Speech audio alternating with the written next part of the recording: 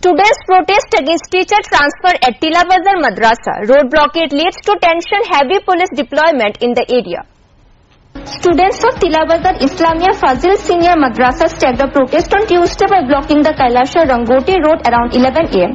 The agitation was sparked by the recent transfer of Arabic teacher Sirajul Islam.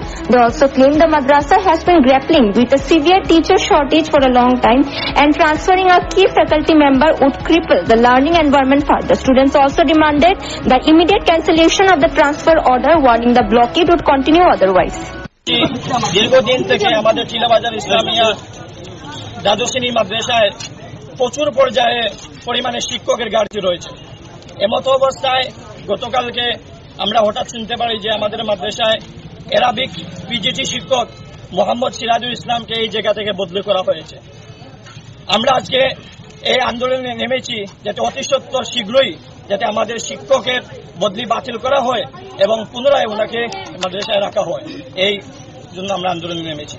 আপনারা আশ্চর্য যাবেন যে একটি দ্বাদশ শ্রেণী মাদ্রাসায় বিশেষ করে পিজিটি টিচারের মধ্যে দীর্ঘ কয়েকটি বছর থেকে বাংলা ইংরেজি বিষয়ক টিচার নেই। বর্তমানে 6 to 12 পর্যন্ত 6 থেকে 7 জন শিক্ষক রয়েছে।